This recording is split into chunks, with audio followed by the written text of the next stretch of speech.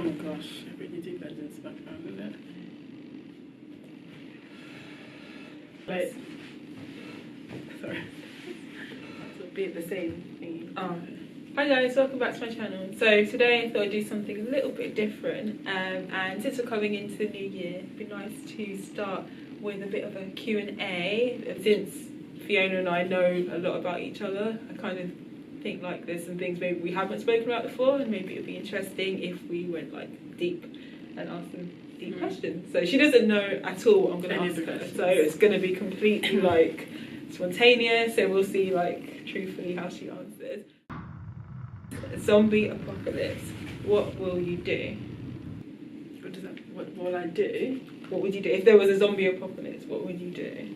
So in the next couple of days or something. Mm-hmm. Okay, so I guess the obvious thing would be to, I think most people would say that they'd probably put their affairs in order. So I'd probably think about what the things I need to resolve in life, I guess. So probably the thing that came to mind was probably like resolving conflicts or bad relationships. So anything that was kind of off. So maybe, I don't know, like a friendship that was a little bit, on the rocks, or maybe or someone I hadn't spoken to for a while. I knew I had meant to speak to them maybe even soon, but then I'd probably bring it forward and speak. So I'd probably resolve those things first, just make amends, I guess, for what's happened. So I guess if there's anyone I know that I've purposely cut out of life and we haven't resolved it, I'd probably just, make sure it's okay. Yeah. Well, I'm gonna die, so I'd probably just go and live a good life. So take all my savings, which I don't have, and just maybe, I don't know, it depends on how many days. I don't know if I can get a holiday out of it, I'd go on a holiday. Bucket list. Exactly. Just go to places that I'd never get a chance to go to. You know that film, Last Holiday? Oh yeah. Yeah, where she thought she was going to die, and then she took all of her savings. And then she went. So I'd probably do that, to be fair. I mean, what's the harm in that? I guess I have any money. Yeah. I guess I'm kind of the person. I don't think I would. Obviously, you said it's a zombie apocalypse. I don't think I'd just die happily. I think I'd probably then think about, okay, is there a way for me to maybe survive? So I'd probably then start thinking about, okay, do I want to live longer than this if it's possible? So would I stock up on food? Maybe, I don't know, like arm myself with some planks of wood. I don't know.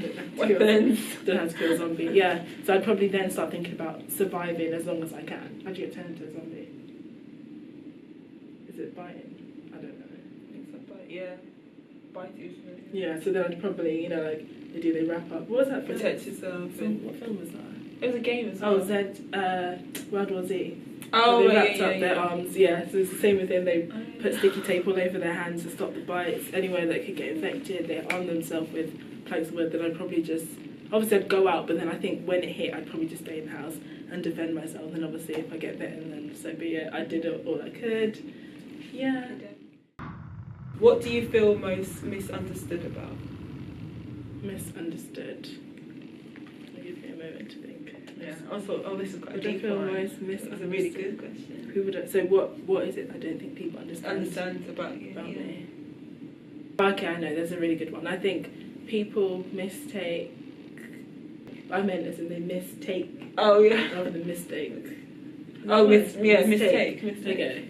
Sometimes it makes sense. I think it's to do with my personality. So people mistake my silence as sort of like, oh, you don't want help with something, but it's not necessarily that. Sometimes it's some people in this world, just to give you a little bit of advice, some people in this world generally, they find it hard to open up about certain things. If you're naturally a quiet person, or you've naturally decided that you don't really want to be dependent on people or things, when a situation occurs like a sickness, financial, it's not going to be natural for you to then say to someone, okay, I need help. Sometimes I personally find it hard to, if there's a conversation and everyone's in a conversation, I sometimes actually find it hard to get in the conversation, to put my word in. I'm having the conversation in my head, but I'm not speaking, so it literally on the outside I'm sitting there like, I'm actually having the conversation with what's going on in my head, but I'm not saying anything. So it can look like you're antisocial. Yeah.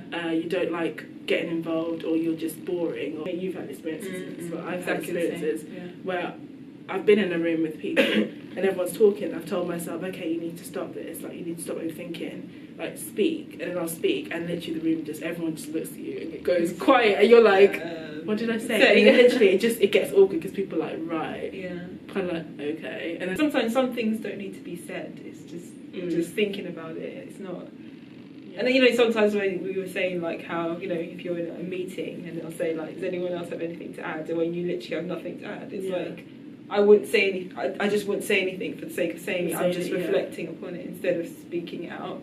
Yeah. But it doesn't mean I'm not involved. I'm just thinking. Exactly, yeah. So it's kind of hard to get that across to people sometimes. Because some people will just say anything. Yeah. And there's nothing. Well, you know, we're all different, but sometimes I'm like, okay, I'm quite a reflective person. I like to think about things. If I've got nothing to say, I'm not going to just say anything. Yeah. I'd rather say something of worth than just for the sake of it. Because it does come across that you're not invested in the conversation, or you're not invested in what's going on. But generally, like, I do find that there are a lot of people who like the sound of their own voice, and I've come to realise that it's right, at the end of the day, if you've really got nothing good to say, don't bother saying it. Like, there are generally people who will just talk because they really like talking, and you're like, what are you talking about? Like, what you've just said makes no sense. That was funny. That was a good question, because I think the next question I wanted to ask you is, like, what is one thing that you learned from the past year when you were literally just talking about what? Yeah, I think this year I've learned that you're always going to meet someone that's different to you. Okay, so I would say this. I think as a friend, I've learned there's things that I would like people to do for me, and the way that I'd like them to treat me, and I realise that I personally might not do it to them. To do with me not having the best year, I realised that I had an assumption that people would do certain things for you, but sometimes they won't, and it's not necessarily up to them to. You have to, again, it's about the speaking. You have to. But then I also said that I'm going to now make an effort to help people in a way that I feel like people did help me. So it's almost like you're setting the example for how you want people to treat you. Texting people like, are you okay? I think I had this feeling like, why does no one text me, ask me if I'm okay? Like, you know, because I've been sick this year, so I just felt like if I didn't get a text message, I was like, do people even care? But then I realised that, you know, do you do that to other people? Do you say to someone, are you okay? I haven't seen you around, haven't spoke to you in a while, you know, is there something I can do for you? So I feel like, particularly the year coming up, that's something I want to do, is to be more, like, to see where I felt like, people should help me and do it. I think one thing I've learned is don't try and change someone for the person you want them to be. Again, it's all about helping them to be better rather than changing them to be different. Yeah, no, joking. Yeah, so that's one thing I've learned for the year. So yeah, switch up a little bit because those ones are a little bit deep. I'll go for something a bit more fun now. So we've never had pets. I guess the question I have for you is, if you were to get a pet, what would it be and what would you call it? Easy. Okay, so the funny thing is, again, even this year I was so close to being like, oh, I want to get a pet. So I want to get a dog if I had a pet. I want to get a King Charles Spaniel. Like King Charles Cocker Spaniel. I think that's King Charles Cavalier Cocker Spaniel. I can't remember. I think I might have switched it around actually. Because in my head they're like those white and sort of tan colours. Yeah. Oh yeah. Oh, they're cute. A little cute dog. What would you call it? I think it depends on what it is. If it's a boy or a girl. I never really think about what I'm gonna call like male animals. I think it's easier to name female animals because you can go for something really basic like Lula. So like a proper name, not like a dog's name, because you know there's some names that are like Rover. Well, I know nobody would call their dog like. Well, no way. There's some really obvious names for dogs. Yeah, for dogs. Yeah, like Daisy, names, Tilly, Sammy. But then I think about the responsibility. Yeah, that comes with it. With it, and I'm just like, because I currently live in an apartment, and I'm just thinking, even for the dog to clean up after the dog, like where would the dog do its business? I know people have got gardens, where's my dog going to do this? And I'm not the kind of person that would let my dog on my bed. I know some people are like, that is not me, sorry. And you have to think about the attributes of the dog. Are they playful? Do they need company? Because I was reading about this as well, like some dogs, they're okay on their own, like some of them they need family, they need like constant interaction. Exactly, yeah. There's all these things you don't think about, like pet bills, walking them. Oh gosh. Yeah, because you have to think, if you have a job, some people leave their dogs with neighbours, or like you said, like some dogs are okay in the house for a certain amount of time. You know. So it's kind of like a baby in a way. Yeah. Because I didn't really appreciate that before. Because I thought it's just an animal, but actually it's like, even if you get like a puppy or a kitten, you'd need to like train it and be there, so they know like a routine and they get used to their new surroundings and things like that. I would never think of doing. I think if you have a pet, you can probably have a baby. Probably, baby, you can definitely have a pet. If that makes sense. Yeah. I mean, all the people I work with are cat people, so I always get cat talk, and I'm like, and they was like, oh, Kalita, like, I wonder what cat you'd get. And I was like, I'm not really a cat person because cats hiss at me a lot. So, like a ferret or something weird. No, not bad. No. I would say like a tortoise. Yeah, that's kind of like an unusual sort of pet, like something no one else would have. So, next question being, who do you admire most in the world and why? Oh dear, it's quite deep, isn't it? Who do I admire?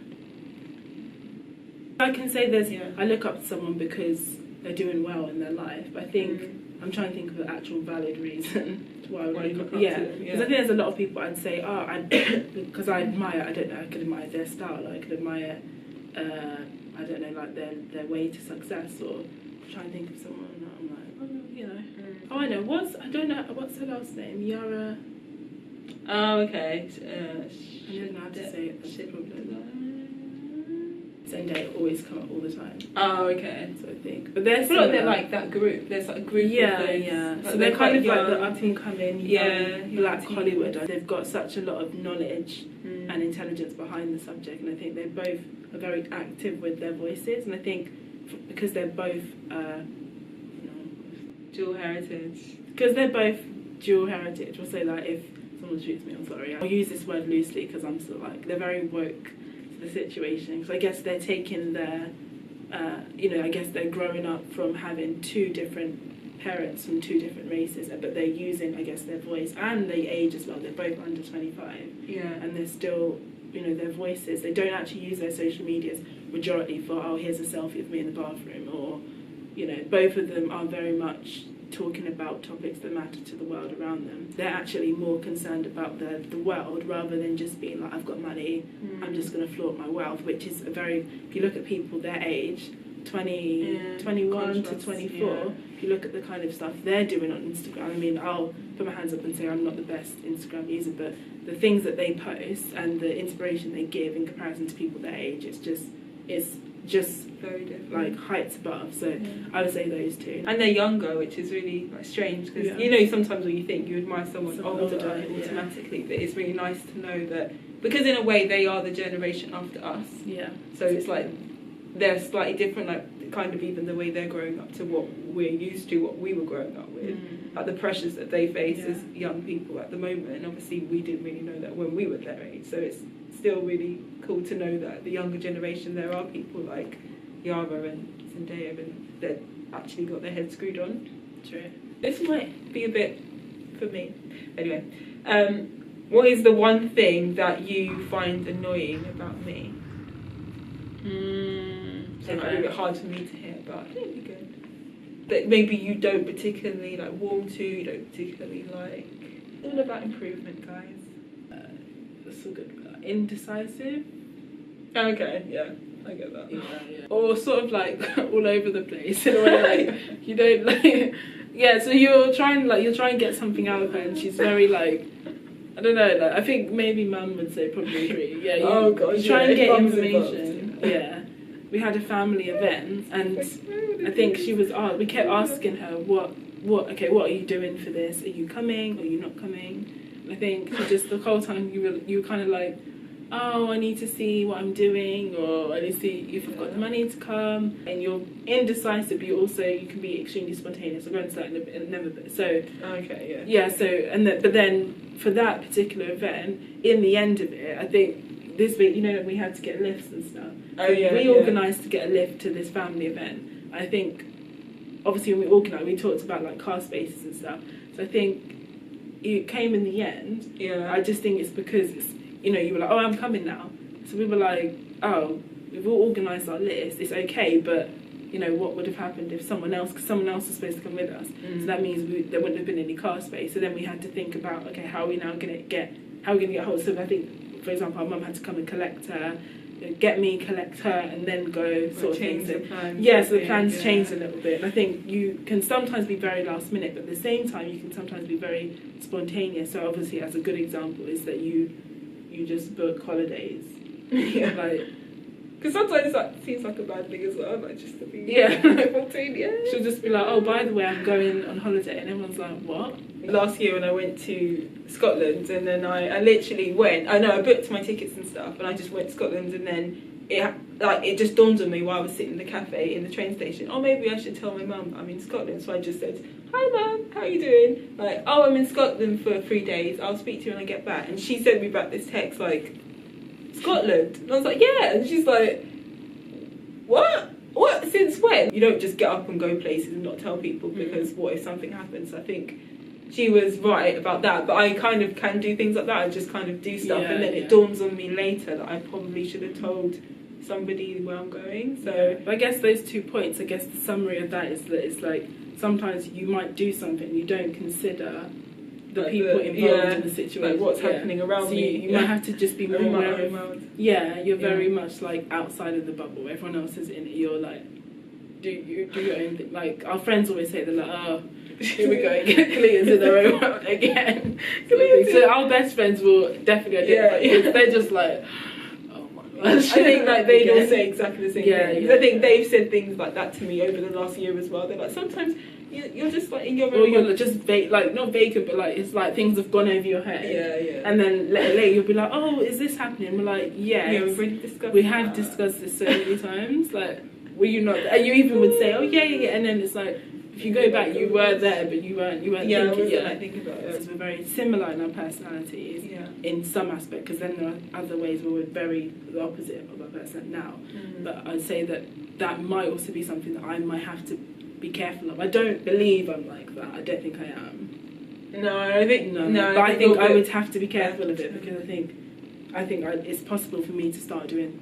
But I think maybe because it annoys me about her, so I just feel like I don't do it because I'm like, that annoys me. That's so like you wouldn't. My gosh. So what ends like hypely is, what is your guilty pleasure? Guilty pleasure. Recently have been in liking this dessert place, so I feel like whenever I do well, no one celebrates something, or I don't even care. I just order so basically it's called a brownie explosion. It's basically cookies and cream ice cream, vanilla ice cream, chocolate ice cream, 2 slices of brownie, mint, and chocolate sauce. And it's honestly, it's the best thing ever. And it's hot brownies, so oh my gosh, it's amazing. Hate to love American reality TV, and I think a lot of people are like, I kind of knew you were going to say this. Every single episode I'm like dying, and it's obviously so staged, but I can't care less. And the other flip side is like Keeping Up the Kardashians, because I know that for me that is definitely like I hate to love it, because I spend the whole episode like seriously but I still watch it. There's 2 things I admire about that family, I have to say. I don't think anyone can deny this. Number 1 is that they really know what it means to be a family. They're very much a family unit, isn't it? Like, so you see like big events, they always go in groups. Like even if they can't all make it, they all try and support that thing as a family. I mean, this is, some people might not agree, I get it, but I think they're very business minded. Maybe not initially, but I know now they've definitely utilised their branding, and they know how to sell products. They know how to, you can't deny they know how to sell products. It's true though. Even if they don't do it in the way that people agree with, they know how to get money, basically. It might be a bit controversial. It might be a bit hype. Exactly, but they know how to make money. Listen, everyone's complaining about them, and you're the people that are still buying their products. You complain. They're the ones laughing all the way to the bank. That's what I was saying. So they know how to sell their products. They know how to work as well. Exactly. Like when they've got to work, they'll work. So. Exactly. So that was the interview, guys. So my camera's like playing up because I think it's a bit hot, but yeah. So let me know if you like that kind of thing, and maybe we should do a bit more like impromptu, sit down, chatty. I think I quite enjoyed that actually. I think it's really cool. Yeah, to, the questions are really go good. into depth about things. Some of them are quite deep, some of them quite fun. But yeah, so yeah, check out Fiona's channel as ever. I'll put her info and stuff in the down bar. But yeah, thanks so much for watching, and we'll see you again in another one. Bye.